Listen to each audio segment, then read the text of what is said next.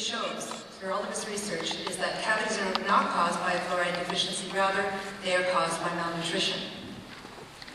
And what most people don't know is that cavities are new to humans. They only began appearing in humans back about 10,000 years ago after we invented agriculture. And this is an era where we started displacing animal foods and started replacing them gradually with more plant-based foods, which are nowhere near as nutrient-dense as the animal foods. And in a statement last year, Dr. Brian Wojcicki said that 15% of our children are not getting cavities, but that means, tragically, that 85% of our children are getting cavities.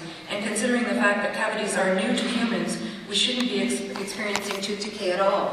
How is it possible for someone to say that fluoride is effective when 85% of our children are getting cavities?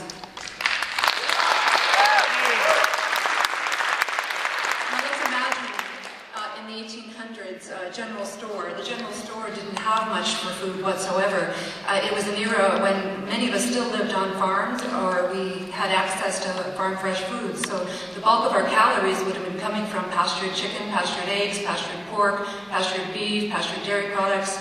We didn't have access to all of the newfangled foods that we see lining our grocery store shelves today. Tens of thousands of these nutrient-deficient processed foods that are not sustaining human health whatsoever.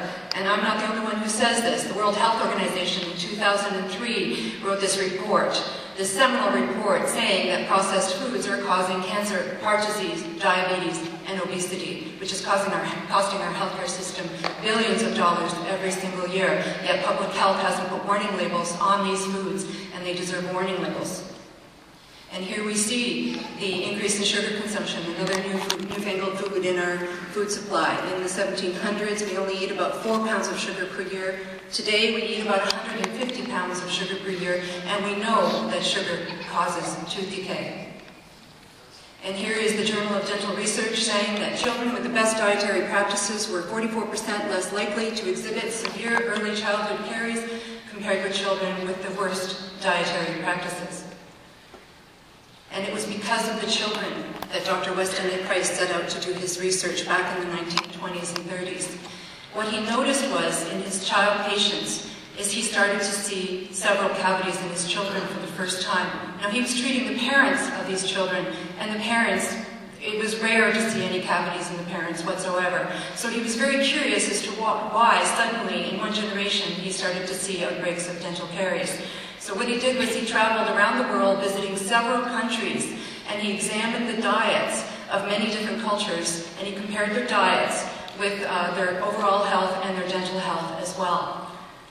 Now, he took hundreds of pictures in several different areas of the world, and I'm only going to show you a couple of examples. One in the South Pacific, and now the teenage boys that he took pictures of in this village. What he noticed in this village was that dental cavities were extremely rare. They had beautiful teeth, they had straight teeth, and overall excellent health, and their diet did not include any of our modern westernized, industrialized foods. They ate their traditional diet and basically enjoyed overall health because of it. And then when he visited neighboring villages and tribes, what had happened was where they were importing modern foods, he also noticed rampant tooth decay and modern diseases. So you see the dramatic differences in terms of their oral health from one tribe or village to another. And here he runs into, in this case, he was off the Scottish coast, and he met these two brothers. The one brother had excellent dental health, and he had maintained his primitive diet, and the other brother had rampant tooth decay, and he had begun eating modern foods like white bread, jam, highly sweetened coffee, and sweet chocolates. And his father complained that this brother also had trouble getting out of bed in the morning. And another observation by Dr. Weston A. Price was that the senior citizens did not need false teeth, that they were able to retain all of their teeth, many of them, to an old age. And there were several components of a healthy diet, one of them being, of course, that they did not eat industrially processed foods, that a large majority of them had emphasized healthy fats like butter, meat, and egg yolks in their diet. These are the foods, unfortunately, that we are told to stay away from. And there's too much at stake.